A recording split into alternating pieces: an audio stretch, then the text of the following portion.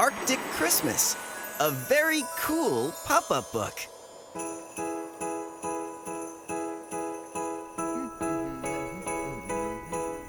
Animals hurry beneath a full moon. In the frigid far north, they'll have visitors soon.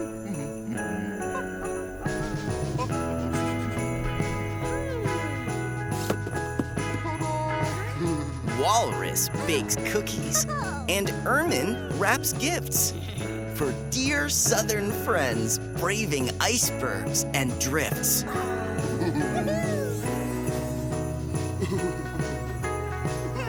Caribou covers his antlers with bows. Harp seal plants candy canes into the flows.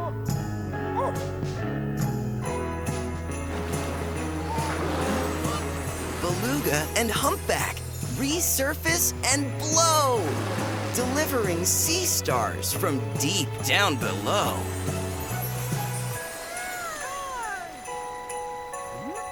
Bald eagle dives downward, and snowy owl soars to place festive mistletoe over the doors.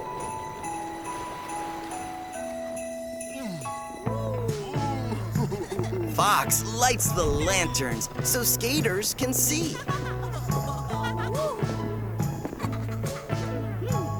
Hares wearing snowshoes brew hot tundra tea.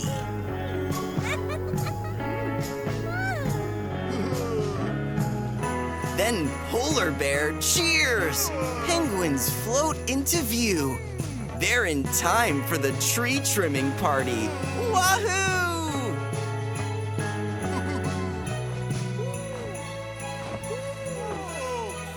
And just when it seems that they can't hang the star, Narwhal is ready and flings from afar.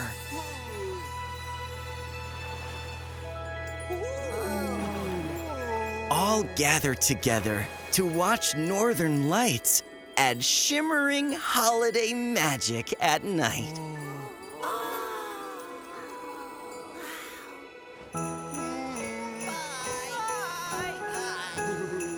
The penguins head home to Antarctica seas as wishes from Arctic friends rise on the breeze and echo off icebergs, the words loud and clear. Merry Christmas! What a cool Merry Christmas! We'll see you next year.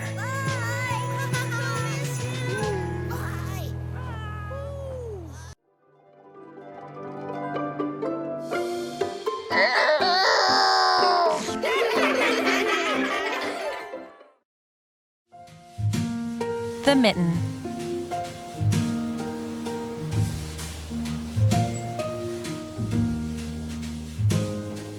It was a cold and windy winter morning.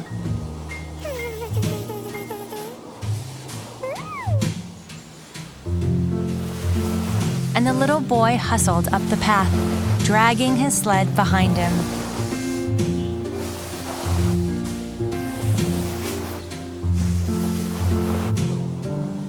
He was dressed for snowy adventures. From his knit cap, to his warm boots, to his 2 soft mittens, which hung from his sleeves on a piece of string, so he wouldn't lose them.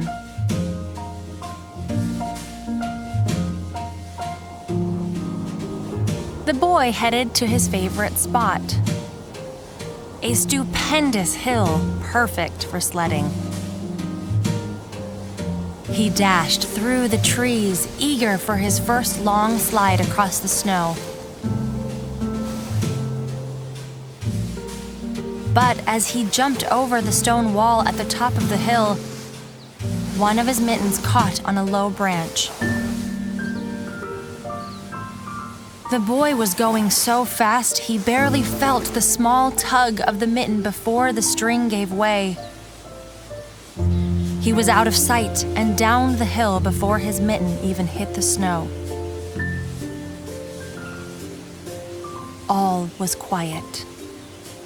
Then, tiny, shivering mouse darted out from the stone wall, saw the cozy Mitten, and crept right in. Soon, Bunny hopped along.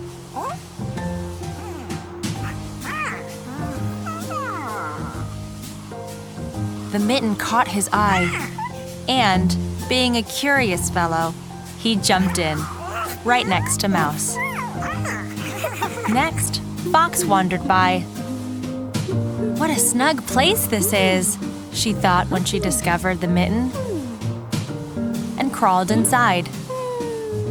Mouse and Bunny moved over to make room. The wind blew through the treetops and swirled down the lane. Lynx padded out of the forest and saw the Mitten. What's this? She thought. How charming! And she nuzzled the Mitten open and squeezed herself in. All the animals cuddled together in a warm ball of fur. The wind was still for a moment. Then Wolf came loping up the hill. Up the other side trudged Bear. You first, said Bear. No, you, said Wolf. And they ended up jostling and cramming their way into the Mitten together. Now, the Mitten's knitting was strong and true, but even so, it was stretched to its limit.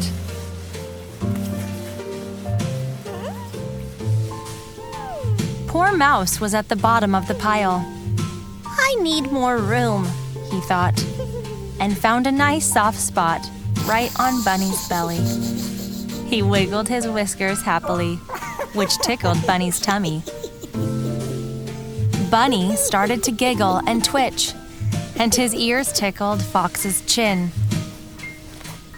Fox snickered and shifted her tail, which brushed against Lynx's paws. Lynx chuckled and rolled onto her back, her fluffy tufted ears making Wolf's muzzle twitch. Wolf howled with laughter.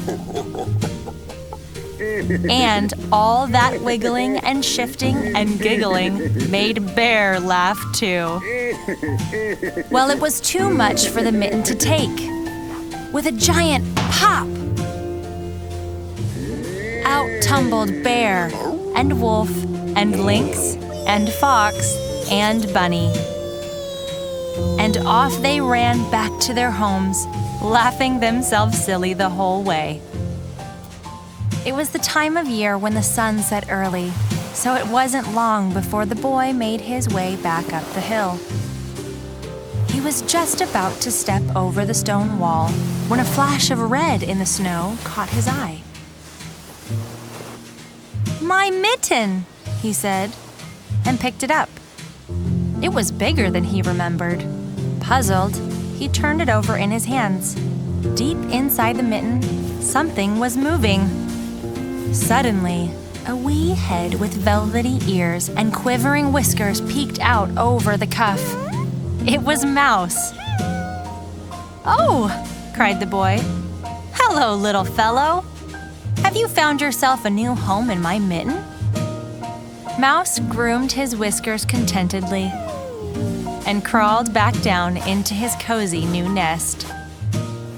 I will take you home then, the boy said, and you may live in my Mitten as long as you'd like, and be my friend. The boy put on his Mitten, cupped his hand gently around Mouse, and, dragging his sled behind him, headed to his own warm home across the snow.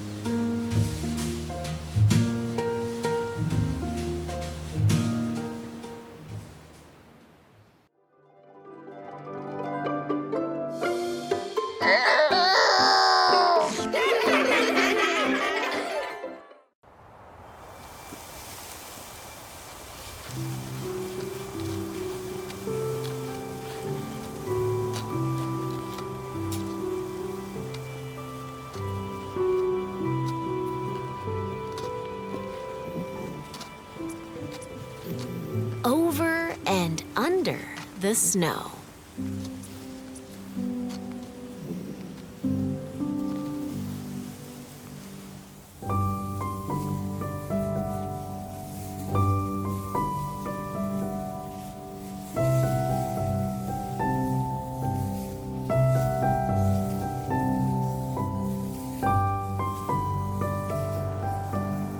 Over the snow I glide, into woods frosted fresh and white.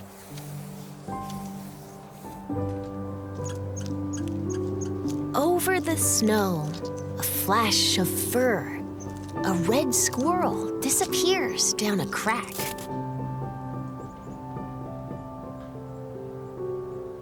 Where did he go? Under the snow, Dad says.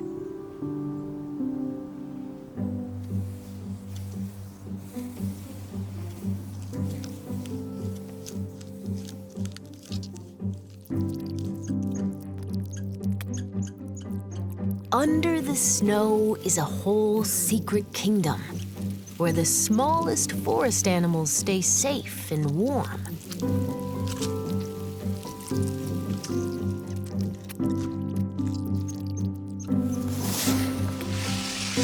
You're skiing over them now.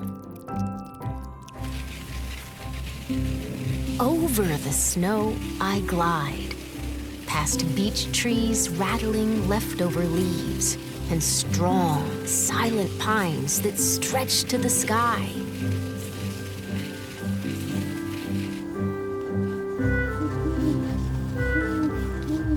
On a high branch, a great horned owl keeps watch.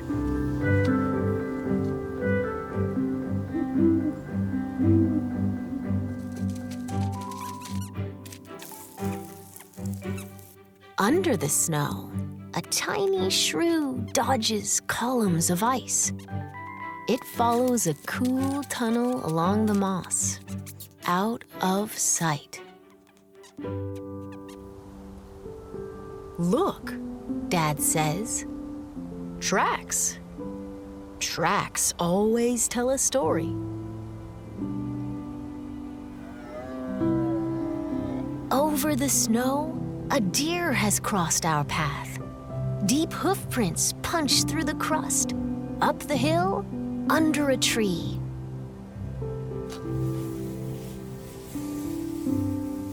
An oval of melted snow tells the story of a good night's sleep. Under the snow, deer mice doze. They huddle up, cuddle up against the cold in a nest of feathers and fur.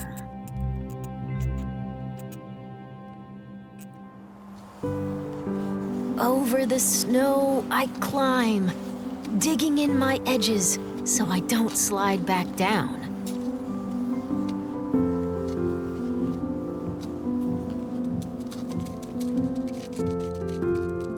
Under the snow, voles scratch through slippery tunnels, searching for morsels from summer feasts.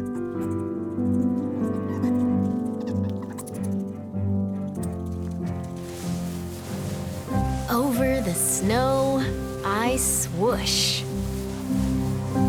Down, down, faster, faster, down, faster, faster. Whoa, whoa, whoops!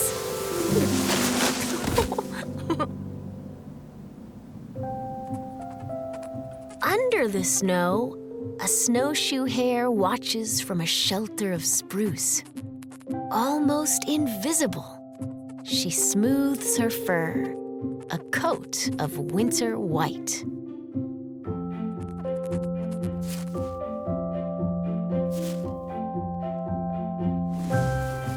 Over the snow, I glide, past reeds where tadpoles play tag in springtime.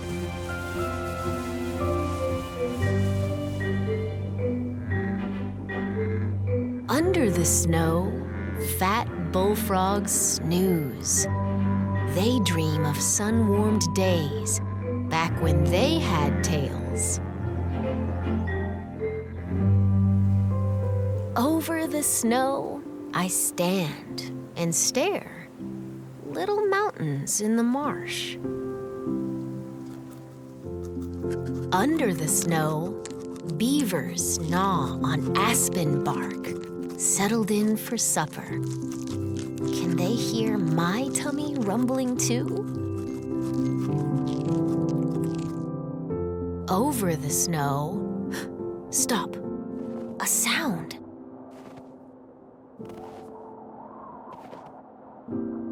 We stand like statues carved in ice, till a bushy-tailed fox steps from a thicket, tips his ear to the ground,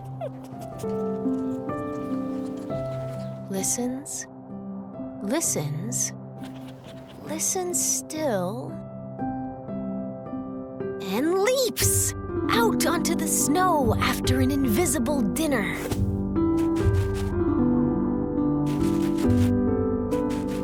His paws scratch away to find the mouse he heard scritch, scritch, scratching along underneath, under the snow. Over the snow, I glide. A full moon lights my path to supper.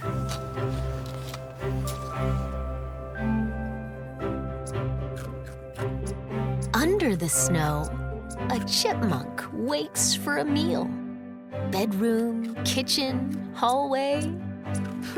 His house under my feet.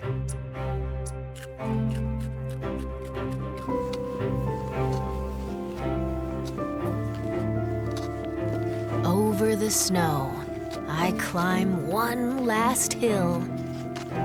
Bonfire smoke rises. Warm hands, hot cocoa, hot dogs sizzling on pointed sticks. Under the snow, a black bear snores, still full of October blueberries and trout.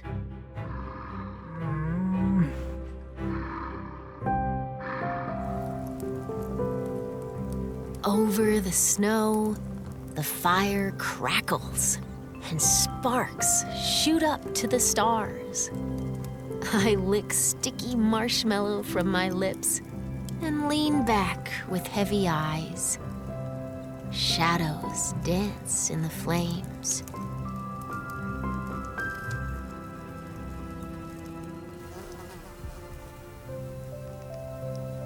Under the snow, a queen bumblebee drowses away December, all alone. She'll rule a new colony in spring.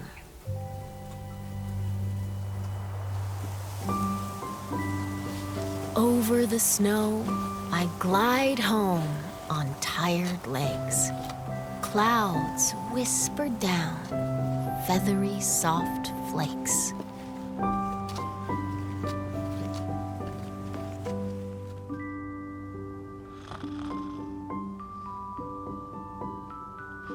Under the covers, I snuggle deep and drift into dreams of cuddling deer mice and slumbering frogs, hungry beavers and tunneling voles, drowsy bears and busy squirrels, and the secret kingdom under the snow.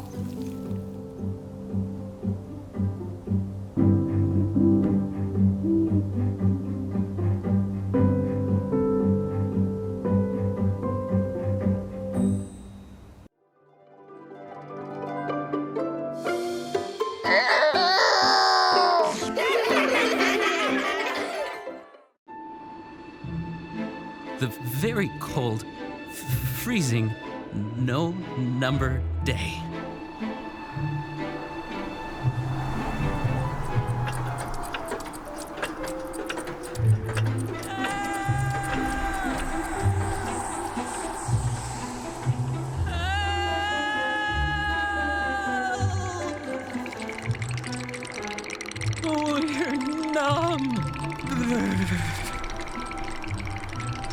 No one's counting. We've been forgotten, left out in the cold. No birthdays, no growing, no clocks. Unless we warm up, time stops. Quick, help warm us up.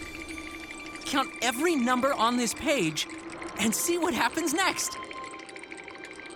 1, 2,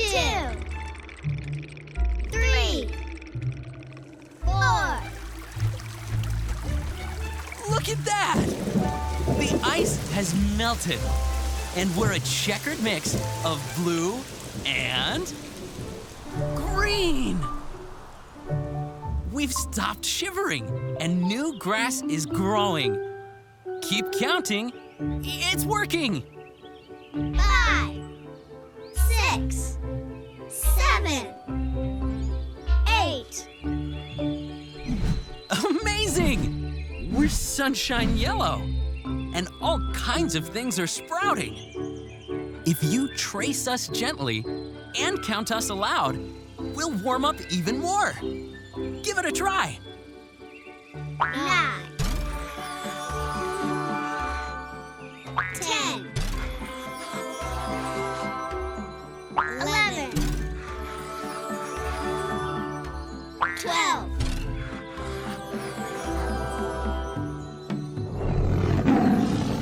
You've done it!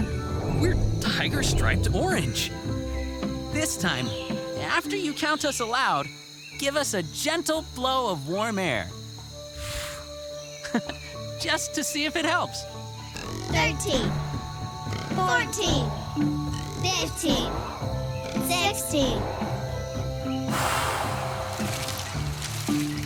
Oh my! Here's an idea.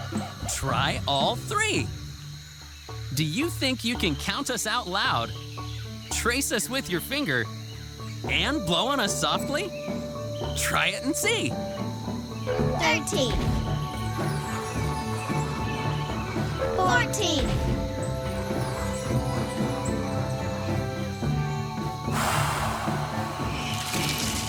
It's working! Keep going! 15, 16.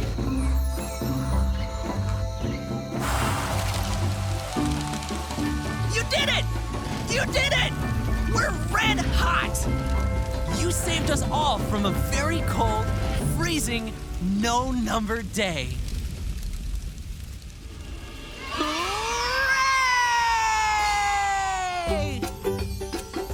1, 2, 3, 4, 5, 6, 7, 8, 9, 10, 11, 12, 13, 14, 15, 16, 17, 18, 19, 20!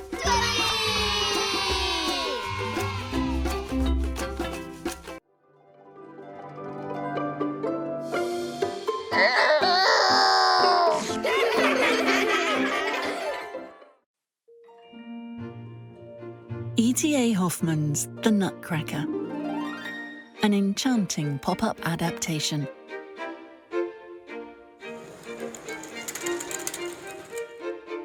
Everything about Christmas Eve was good. The sights, the sounds, the smells. It was a wonderland of delight, and it all lay just beyond the keyhole Marie and Fritz took turns peeping through. The smells of spruce tree and puff pastry drifted past the threshold. The sounds of the orchestra sneaked through the hinges. Glimpses of swirling silk gowns and shiny brass buttons and tables covered with gifts and treats made the children bounce on their toes. And behind everything, there was the great, towering tree, festooned with ribbons and baubles and apples and 300 shimmering candles. Just when the children thought they couldn't stand to wait another moment, the doors swung open. Fritz darted into the ballroom, heading straight for a table piled with gifts. Marie hesitated, savouring the music and the glorious sight of the party, then joined her brother. Their godfather, Judge Drosselmeyer, towered over his gifts, including a clockwork castle with tiny moving figures and an army of horses and soldiers, which Fritz grabbed up and set into battle formations. Again, Marie hesitated, eyes searching the table. Godfather Drosselmeyer smiled at her mysteriously, then reached inside his cloak and drew out a curious wooden doll.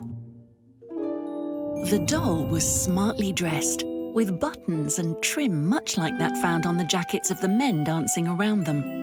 He had a domed cap and glossy boots, and his hair curved round his face, which held a curious expression, a wide-eyed, pleading grin that Marie felt immediate sympathy for.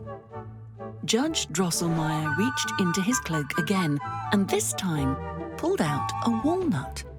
He placed the nut in the doll's teeth, then pulled a lever at its back, and crack! The walnut split into 2 perfect halves. Marie was entranced. She reached for the Nutcracker and hugged it to her heart. Fritz soon caught sight of the Nutcracker and insisted on a turn with him. He ran for the treats table and dug out the largest nut in the dish, a giant black nut with a shell like stone. He wrenched the Nutcracker open, shoved the nut in and slammed the wooden jaw shut. Crack! But this time, it wasn't the sound of the nut cracking open. This time, it was the sound of splintered wood. The Nutcracker's jaw had broken. Marie flew to the toy, scooped him out of Fritz's hands, and tucked herself into a quiet corner behind the boughs of the Christmas tree. She pulled a ribbon from one of the gifts and tenderly bandaged the Nutcracker's broken jaw. She rocked him in her arms and sang bits of nursery rhymes and lullabies, until eventually she herself fell asleep under the tree. Marie's dreams were stormy and strange. She saw 2 queens, one human and the other a mouse, arguing bitterly. She saw a beautiful baby turned into a goggle-headed creature. She saw a young man turn a grown-up goggle-headed creature into a lovely lady, and saw that same young man, so like her Nutcracker, bowing before the lovely lady, then stumbling as he stepped back. And then the young man was her Nutcracker. The fine lady's face turned stony with disgust, and she shooed him away from her. Marie woke to the sound of the clock chiming midnight and a chorus of curious tiny squeaking sounds. The party had ended. All the guests were gone. Instead, the room was filled with a motley collection of toys and mice, all in fighting formation. Fritz's soldiers had mounted their horses and fallen into ranks. The Nutcracker, her Nutcracker, was positioned at the front of the toy battalion. Together, they faced an enormous army of skittering, squeaking mice, with a fearsome 7-headed Mouse King in command. For a moment, the 2 armies stood their ground. Then, the Mouse King squealed his attack, and everything was a whirlwind of motion. The battle that followed was legendary. There were losses on both sides, but the toy army was badly outnumbered and was soon overcome.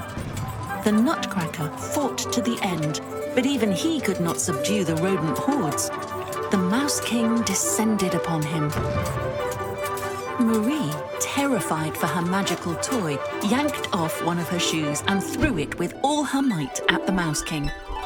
The slipper spun through the air for what seemed like hours, then hit the Mouse King with such force, all 7 of his crowns flew into the air, and poof!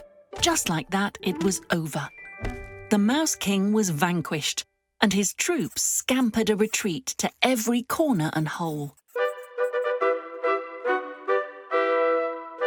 What a cheer arose in the ballroom that night. The Nutcracker reached his hand to Marie, and taking it, she found she was suddenly not even as tall as he was. The tables and chairs were like mountains and cliffs around them, and the dolls smiled down at her. The soldiers marched into 2 lines and made an arch of their swords, and the Nutcracker led her deep under the boughs of the Christmas tree. For several minutes, they walked as if through a forest. Eventually, they passed the tree's mighty trunk, and as they did, it began to snow, soft flakes drifting and dancing around them. After some time, they heard the gentle lapping of water, and around a bend in the path, they came upon a small river running past. A swan-shaped boat glowed like a pearl on the water. The Nutcracker lifted Marie in, then climbed in next to her. They drifted past many lands on their journey that night, each more extraordinary than the last. Marie looked on it all with delight, but most of all, she looked at the figure beside her with his enormous head, wooden sword, and wide-eyed grin. To others, he may have looked comical, but to Marie, he was only her dear, wondrous friend. Long into their journey down the river, their boat came to rest on a shimmering shore. There they were greeted by a winged host, the Sugar Plum Fairy. She welcomed them warmly to her kingdom and led them to her palace. Inside, a wondrous hall with soaring gilded ceilings and polished stone floors stretched out in front of them. 2 golden chairs were placed there, perfectly positioned to watch a grand dance performed in their honor. One group after another, the dancers performed. First, a Spanish matador and maid in ruffled sleeves arched a festive duet, followed by a trio of Arabian dancers in silk pantaloons and jewels, who mesmerized Marie with their curving and whirling. Next, 4 Chinese dancers stepped and leapt across the floor and back again, balancing stacks of teetering teacups and twirling and tossing their parasols to dizzying heights. Then the Russian dancers swirled in, kicking and spinning so quickly they blurred before Marie's eyes. There was a pause in the dancing, and the spectators all craned to see who would be next to perform. Slowly, from behind a heavy tapestry curtain, Mother Ginger appeared with her enormous hair thick with icing and with skirts as wide as a carriage. She made her way across the floor and curtsied to Marie and the Nutcracker, who nodded their approval. Mother Ginger smiled and clapped her hands, and one by one, a line of gingerbread girls and boys tiptoed out from her skirts and pirouetted round the floor. Finally, the Sugar Plum Fairy took the floor. Flowers streamed into the hall and clustered around her in a perfect bouquet. All was quiet. Then the sound of a distant music box drifted in. The fairy began to dance. She floated in front of them, spinning shapes in the air, and the flowers wove patterns around her. The air around her shimmered with magic, and the Nutcracker took Marie's hand and held it tightly. In an evening filled with lovely things, this was the loveliest of all. Marie turned to the Nutcracker and whispered, "You are more dear to me than anything." The air continued to shimmer and sparkle, and Marie looked with wonder all around her, and then at her beloved Nutcracker, who shimmered so hard she blinked, then blinked faster and faster and faster. Blinking, Marie woke up to sun streaming through the tall windows of the ballroom, right into her eyes. She was still in her corner, behind the boughs of the tree. She'd slept there all night. Marie glanced up and was startled to see Godfather Drosselmeyer looking down at her with a laughing grin. He had just arrived and was in his hat and cloak. He winked at her, then stepped aside to reveal another person looking down upon her. Marie's breath caught. How could it be true? It was the young man from her dream, the one so like her Nutcracker. But he was real and smiling shyly at her. Godfather Drosselmeyer's eyes twinkled as he introduced the young man, his nephew from a distant land down a long and winding river. Marie hesitated for a moment, then laughing flew up and hugged the boy fiercely. She was so happy to see her dear friend come to life. In the years that followed, Marie and the young man became inseparable and grew up to meet all sorts of curious people. They explored kingdoms and forests and oceans and mountains. In fact, they had every adventure imaginable in that mysterious distant land down the long and winding river. But that's a story for another time.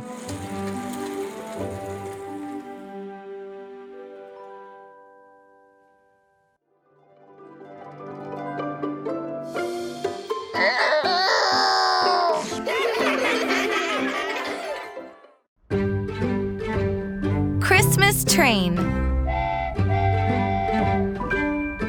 All aboard!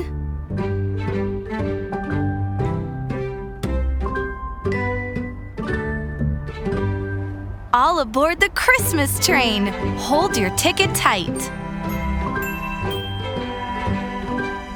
We'll count our way from 1 to 20, all throughout the night.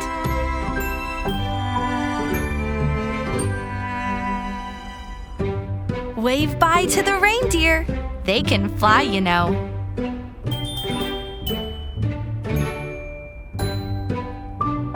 Get some cocoa. Grab a seat. All right now, here we go.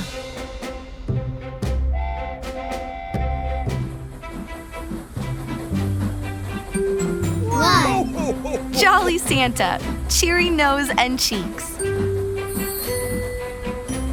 2, Clever elves, making toys for weeks. 3, Christmas trees, sparkling spruce and pine. 4, Paper packages tied with festive twine. 5, Tasty houses made of gingerbread.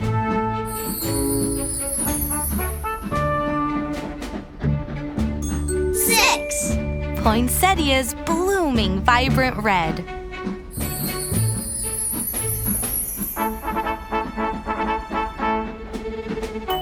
7, Colored balls wrapped for girls and boys.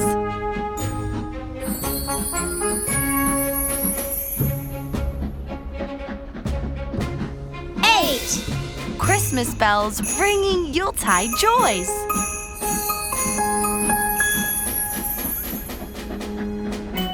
9, Sugar plums, sweet for children dreaming.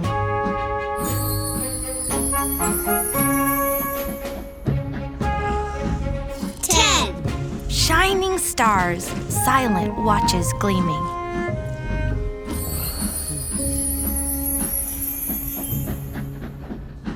11, Bits of coal make a man of snow.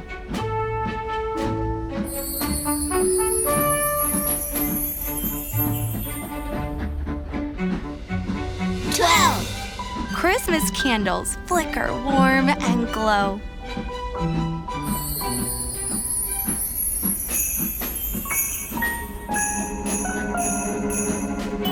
13, Candy canes striped with red and white.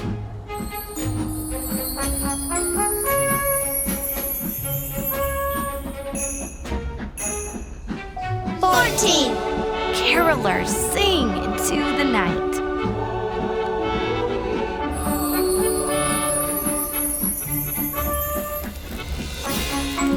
15. Stockings hanging by the blaze.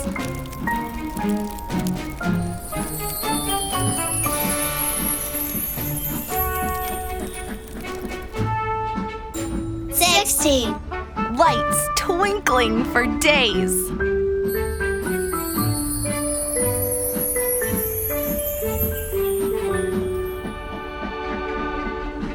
17.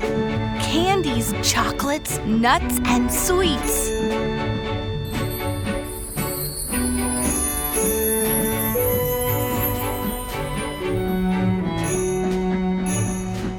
18. Cookies, cakes, and frosted treats.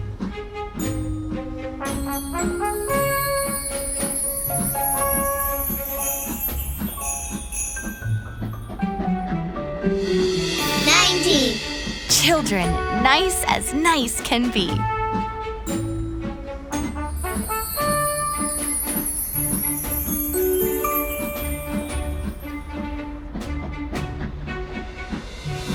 20. Ornaments filling up the tree.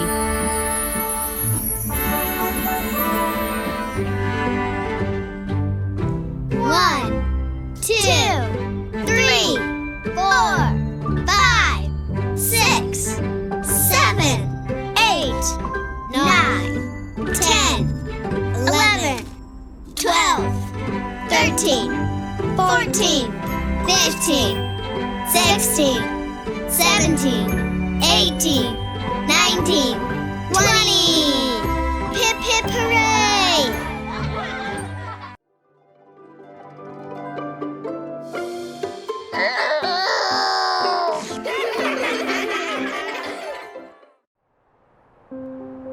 Snowflakes, a pop-up book.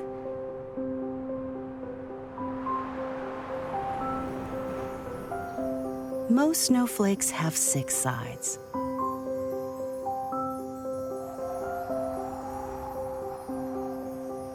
Some have 12.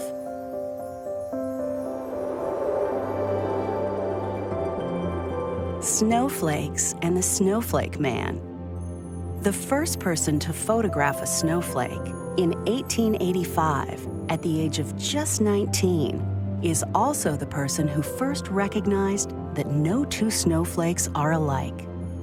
Wilson A. Bentley, now known as the Snowflake Man, looked at snow crystals through his microscope and was amazed that each revealed a masterpiece of design.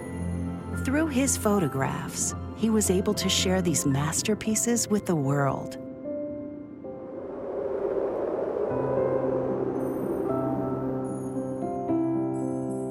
They look like lace.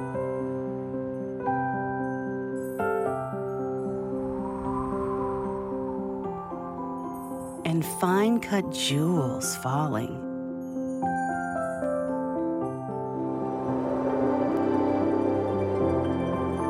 Snowflakes come in all sizes. Most of the snowflakes Bentley saw in his home state of Vermont were tiny, formed by combinations of snow crystals, each created by water vapor, condensing into droplets and freezing on a speck of dust in the atmosphere, and growing as more droplets condensed around it. The largest snowflake in recorded history fell in Montana in 1887, measuring 15 inches wide and 8 inches thick.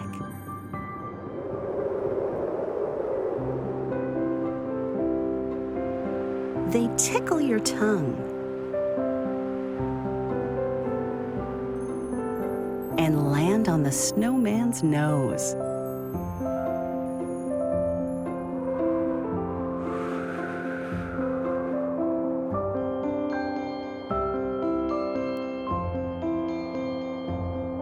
Watch their miracle before they melt.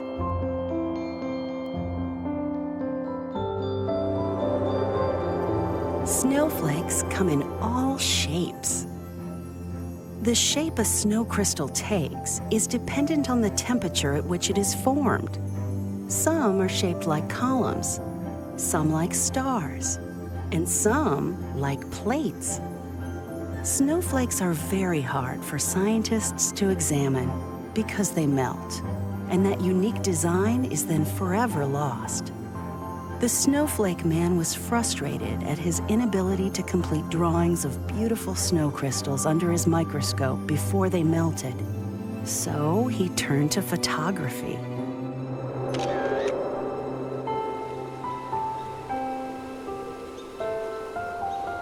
All snowflakes are beautiful.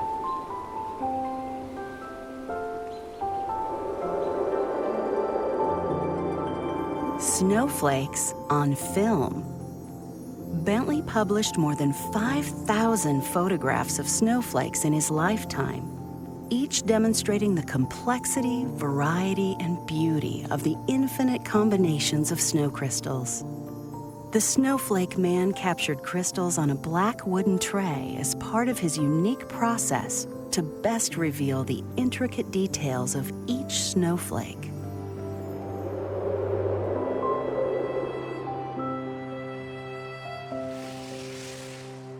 Each one is unique,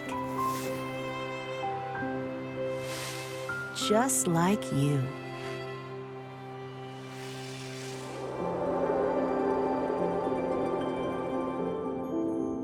Snowflakes are all different. The Snowflake Man demonstrated that no two snowflakes are alike. But why is that true?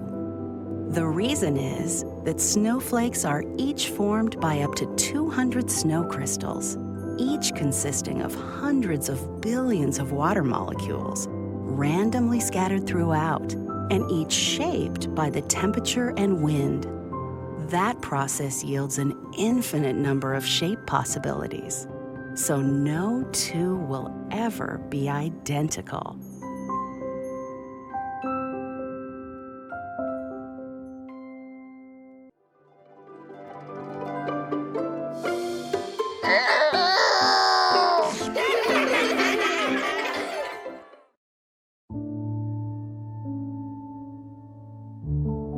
Before we sleep.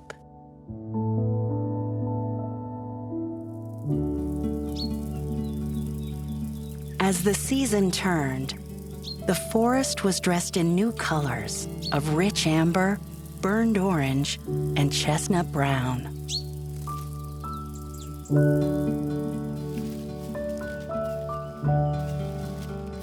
Little Red the Fox was happy because now it would be much easier to hide.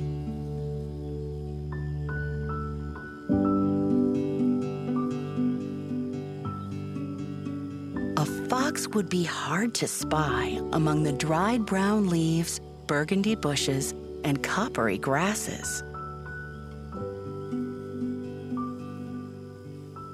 Only in the open meadow would Hazel the Dormouse be able to catch sight of Little Red.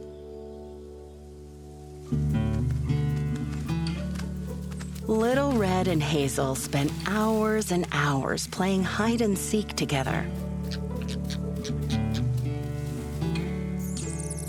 The two friends loved jumping and rolling in the crisp, dried leaves.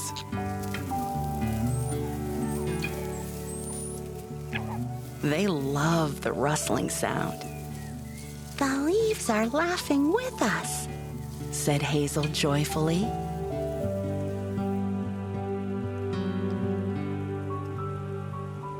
During these moments of happiness, the cold air hinted of the coming winter.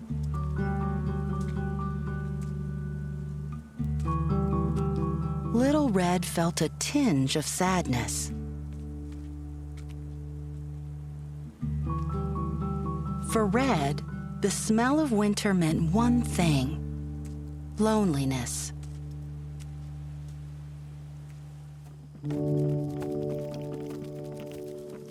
Soon, Little Red's very best friend in the world would settle down in a warm burrow to hibernate.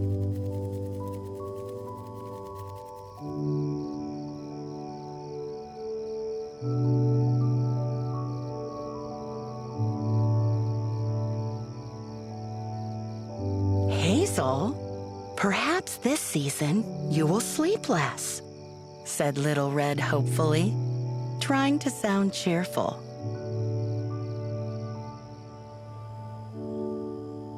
Little Red, I am no fox. I am a dormouse. I'd like to stay awake and keep you company, but you know, in the end, I must always sleep.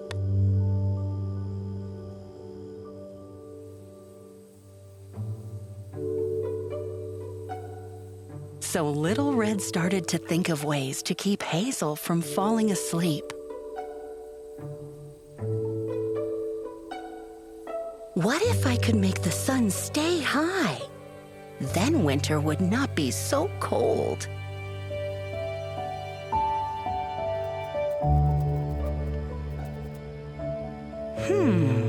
What if I could ask the forest to hold its fruit? Then there would be food all winter long.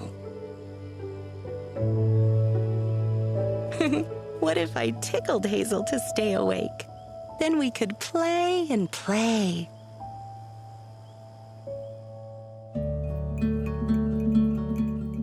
The dormouse started to yawn.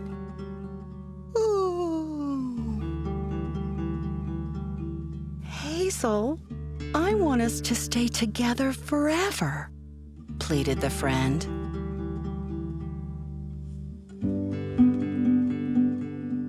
Little Red, I promise, when the winter gives way to spring, I will be here for you, and we will play again.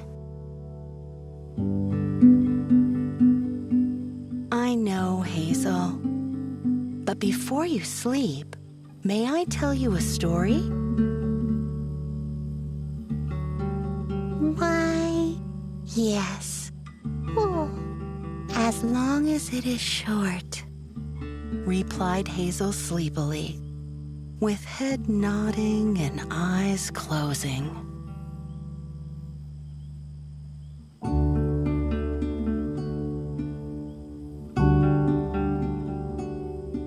So Little Red curled up on the forest floor, and Hazel nestled into the soft, warm tail to listen.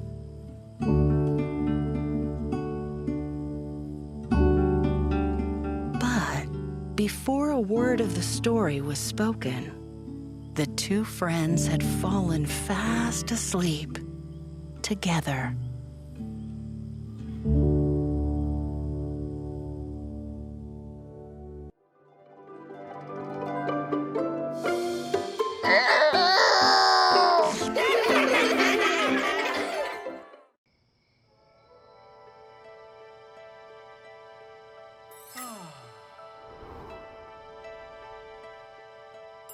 Caleb's Hanukkah.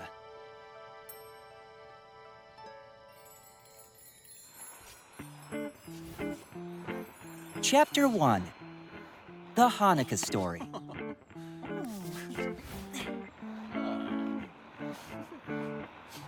Hi, I'm Caleb.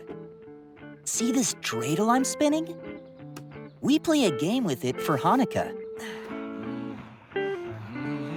That's a Jewish holiday. It starts tonight, so I'm practicing. This year, I really want to win.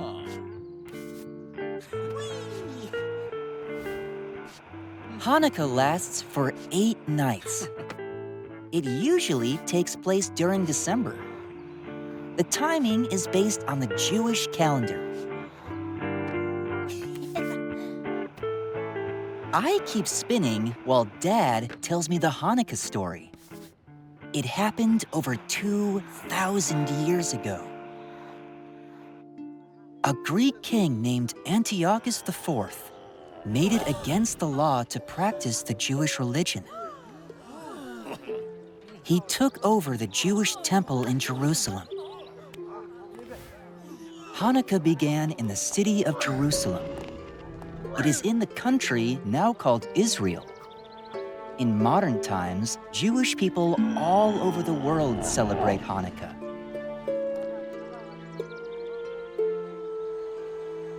some Jewish people fought back. Their army was much smaller than the king's. But they beat the king's big army. They took back their temple. They were free to practice their religion. The Jewish people were not supposed to study their religion, but they got together to do it anyway. Sometimes the king's soldiers saw them studying in groups.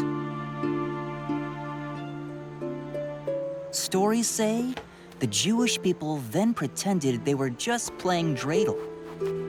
Dreidels helped them keep their secret. Chapter 2. A miracle happened.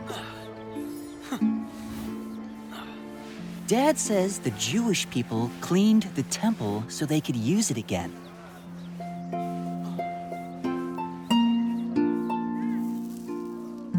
They lit the temple's special oil lamp. But there was only enough oil to light the lamp for one day. Then a miracle happened.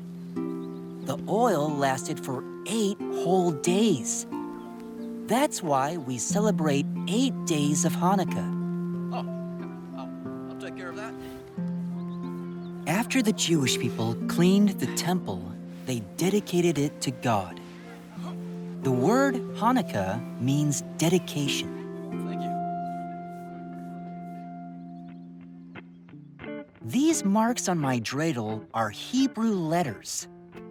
Dad says they stand for a great miracle happened there. I bet another great thing is going to happen tonight. I'm finally going to win the game. Good one. The letters on dreidels in Israel stand for a great miracle happened here. Lucky for me. Chapter 3. Lighting the candles. Relatives come to celebrate with us. The sun sets. We say blessings to God. We use a helper candle to light the first candle. Each night of Hanukkah, we'll add another candle.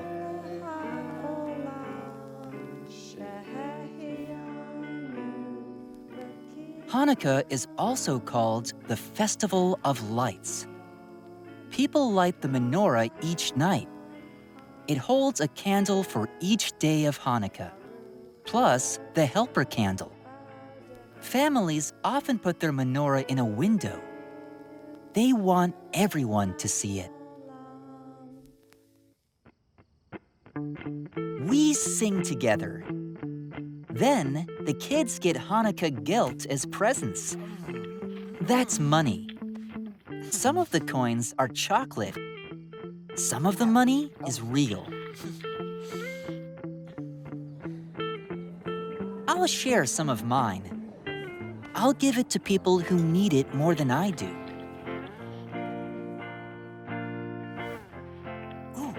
Many children receive gifts for Hanukkah. You want some? Some share what they are given with others. Sure. Sharing with those in need is part of the Jewish religion. Have some of mine.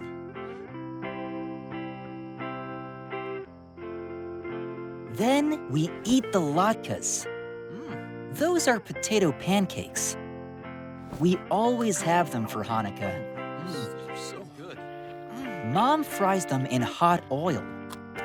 The oil reminds us of the miracle. Dear, could you pass the latkes? Sure. People in Israel usually eat jelly donuts instead of latkes. I'll have some. Donuts are fried in oil too. Thank you. Nicely done, honey. Chapter 4. Dreidel time. Finally, it's dreidel time. We all take turns spinning. I win a big pile of chocolate coins. I'll share those too. That's right, Caleb.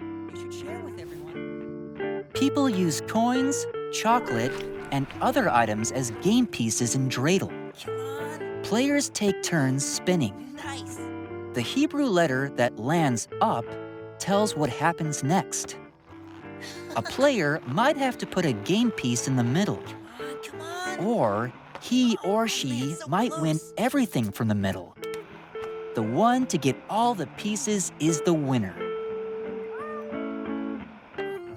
There are 7 more nights of Hanukkah. That's 7 more nights of dreidel to help us celebrate. All right. Yay, I won. Nice job. Woo!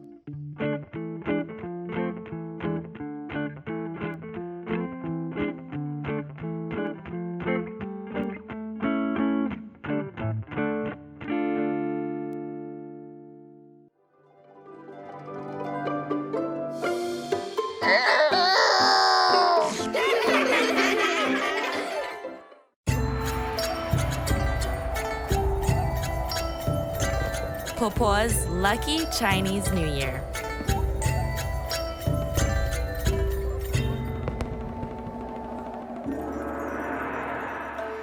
People spend 15 days preparing, and then 15 days celebrating Chinese New Year.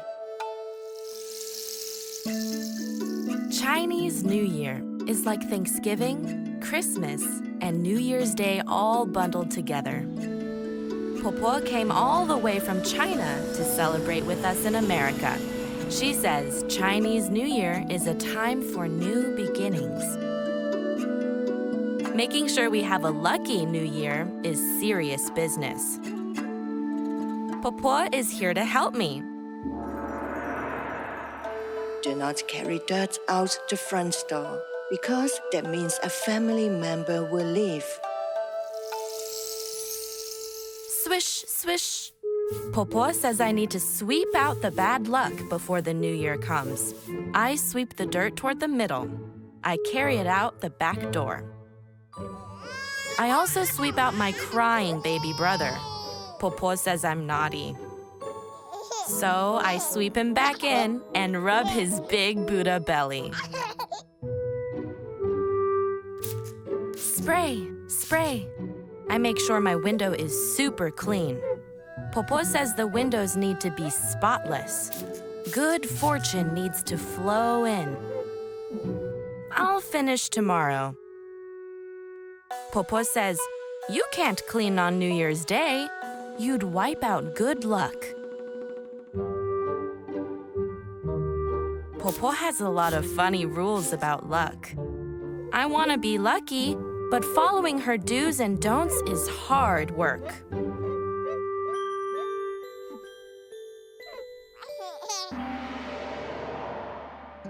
Do open the windows and doors at midnight to allow the old year to live. Drip, drop, PoPo gets my bath ready. She reminds me to wash my hair. I'll wash it tomorrow. PoPo says, your good luck will wash down the drain along with the soapy water. I want good luck. I wash my hair 3 times. PoPo tells me to finish washing my baby brother's hair, but I only wash him 1 time. I also don't use as much shampoo for him. I'm older, so I need more luck. Do not wash your hair on New Year's Day. Sizzle, sizzle. PoPo makes a whole chicken so that our family will stay together. She prepares a fish with the head and tail still on, so we'll have a good beginning and a good ending. It'll also help make our wishes come true. I cross my fingers. This adds extra American luck. Do cook and eat lucky foods. The last dish PoPo makes is noodles. I want to break my noodles in half. PoPo says noodles should be long and unbroken, like life. I eat 2 bowlfuls of my long noodles. I eat my baby brother's noodles too. I want to live forever. Do hang red and gold banners and paper cuts to ensure a flow of good luck and to invite in good spirits. Snip, snip. Red paper and gold ribbons surround me. I'm busy making and pasting Chinese paper cuts. PoPo bought a special sign from Chinatown that says, Fu. It's the Chinese word for luck. She puts this on her door. She says, I'm going to hang this upside down. The Chinese words for upside down sound like arrive. So this means luck has arrived. Do not sleep on New Year's Eve. Your parents will live longer lives. Sip, sip. I drink green tea so I can stay awake past midnight. No sleeping for me. PoPo says I have to welcome the new year. The sound of the word sleep in Chinese is like the word for trouble. We don't want any trouble in the new year. I watch PoPo and Mama play mahjong with friends. Click, click. The little blocks move quickly. Even my baby brother stays up.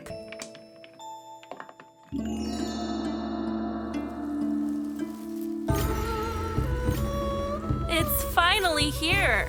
It's Chinese New Year's Day. Gong hei fa choi. Happy Chinese New Year. I make a ruckus running around the house.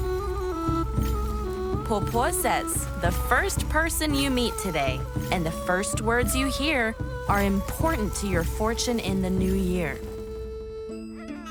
I want to be the first person my baby brother sees today. I whisper in his ear, Fu, and he coos, Fu, back. Aww. Do not greet people in their bedrooms. It's unlucky. I bring him to the living room where PoPo makes food offerings to our ancestors. On Chinese New Year's Day, PoPo says I can't say any bad words or think bad things. I push bad thoughts out of my head, but it's really hard work, especially when my baby brother is around. I do not call him bad names, even when he pulls my hair. This is the hardest rule to follow. Do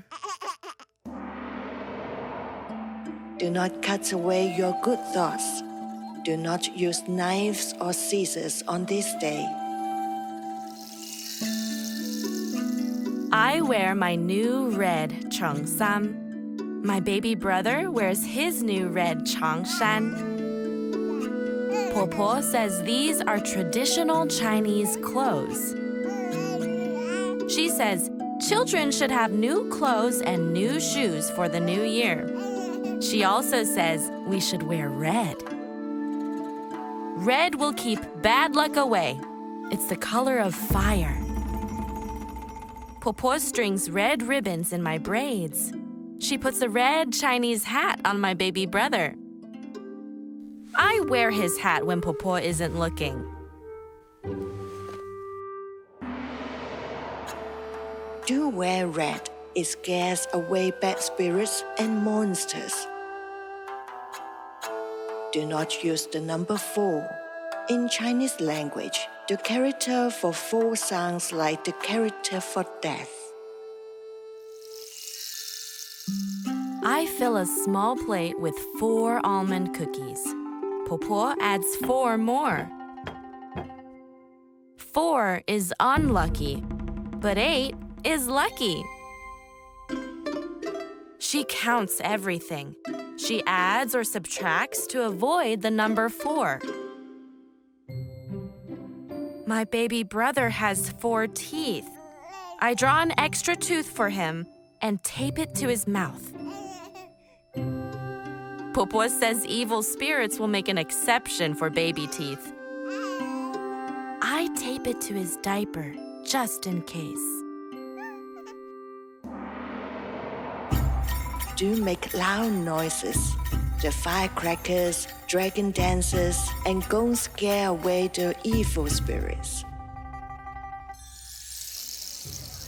Pow, pow! I throw tiny firecrackering snaps on our front doorstep to keep out the evil spirits. Pow, pow! At the parade in Chinatown, I help the dragons chase away evil spirits. I throw the loud snaps at their feet. PoPo says only big girls can do this. My baby brother has to wait until he's older. I throw extra snaps for him. Do keep the leaves and stems on fruits and give those to married people. It means they will have a long marriage.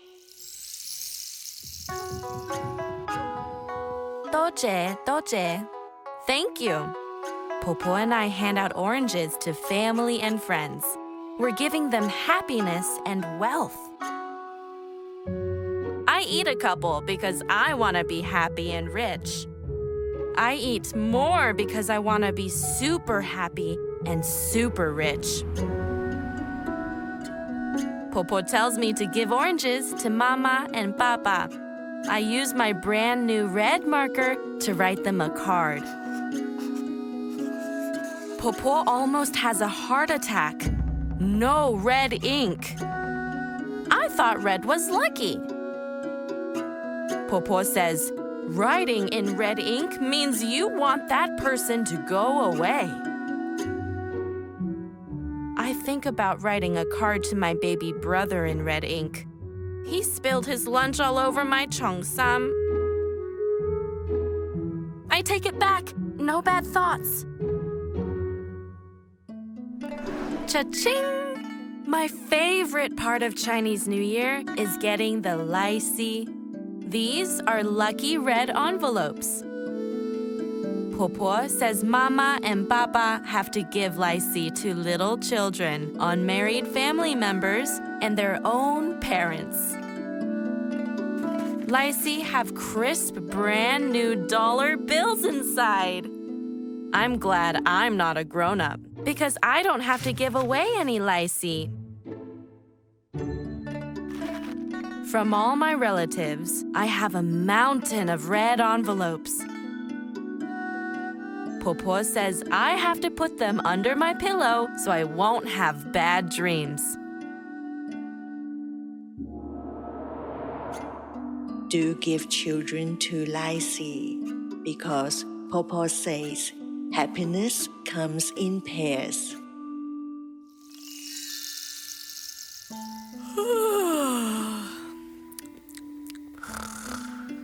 Finally, the house is quiet. A lucky new year is hard work. I put 2 red envelopes next to my baby brother's head. I whisper to him, "You're lucky to have me."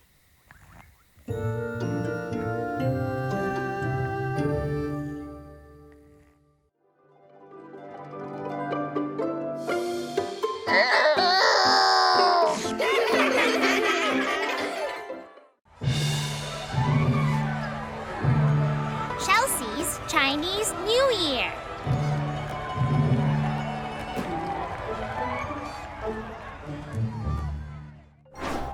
Chapter 1. Getting Ready. Hi, I'm Chelsea. My family is getting ready for a big holiday. It's called Chinese New Year. Dad says it is China's most important holiday. Some people celebrate it in the United States too, like me. Whew, we sure are busy right now. We're cleaning last year's bad luck out of our house. Then we're going to buy new red clothes. Dad says red is for good luck.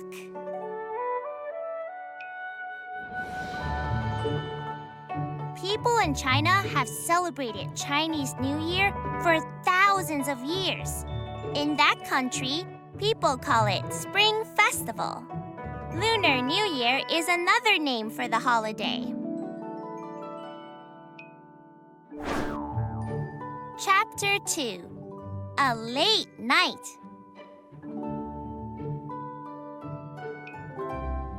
We've worked hard to get ready. Now it's the night before Chinese New Year. Even kids get to stay up really late tonight.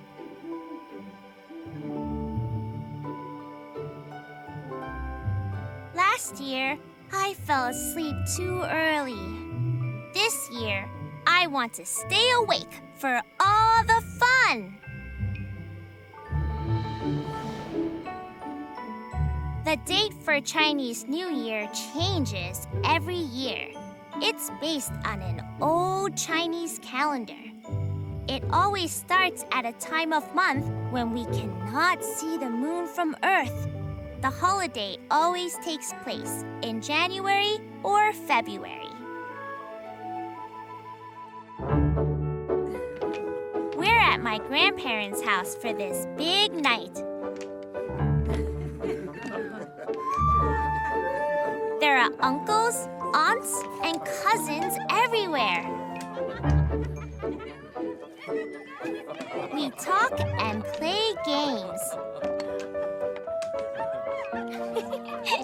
All of this laughing helps me keep my eyes open.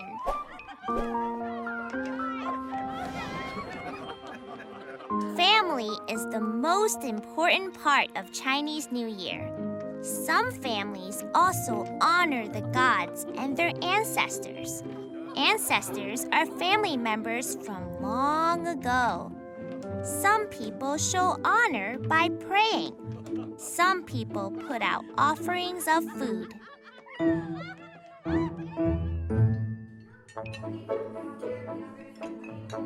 We have a big feast. There's fish and lots of other food. Then everybody makes dumplings. They're like little cooked pillows with yummy stuff inside.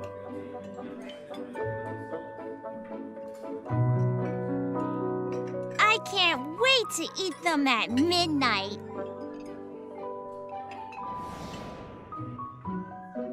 Some families make sure to leave some fish for leftovers.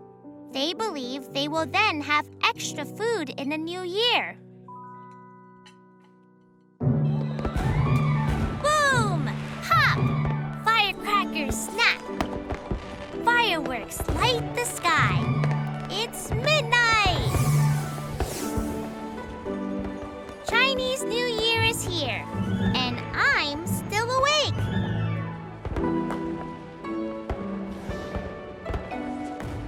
People tell different stories about how Chinese New Year started. One story tells of a monster named Nian. Nian showed up at New Year's time, but people learned how to scare Nian away. The monster was afraid of loud noises and the color red. Chapter 3: Still more fun! I finally fall asleep.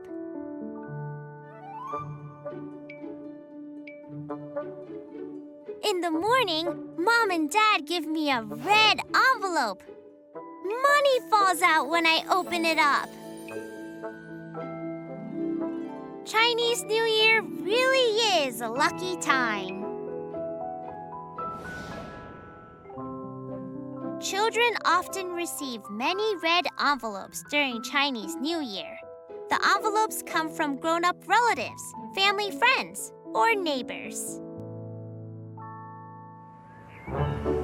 Chinese New Year doesn't stop after one day.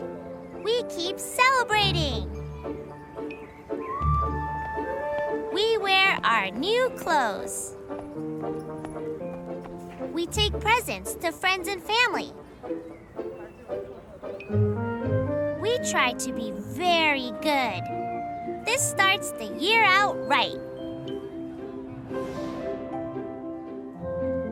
Chinese New Year used to be 15 days long. Some people no longer celebrate that whole time, but many people still celebrate for several days. Chapter 4. Parade!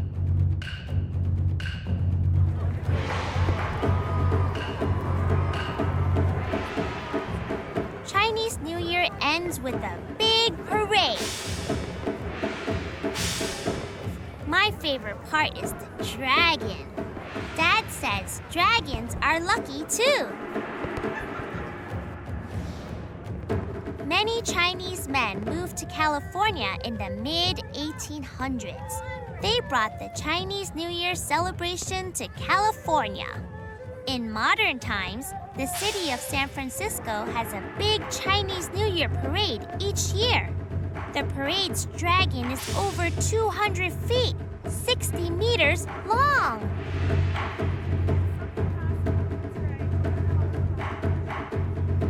I guess Chinese New Year is finally over. But I have enough luck to last until next year. If you don't have Vooks, then what are you waiting for? Vooks is kid safe, it has storybooks that are brought to life, and third, it's fun. I like to read books about fantasy and love. I tell other kids to get books because it's full of stories and laughter. I'll read it on the go, in a car, in a plane, even in a train. I've never been on a train. Don't wait around. Ask your grown-up to download Vooks now. You'll be glad you did. Thanks for watching. For more stories, try the Vooks app for free today.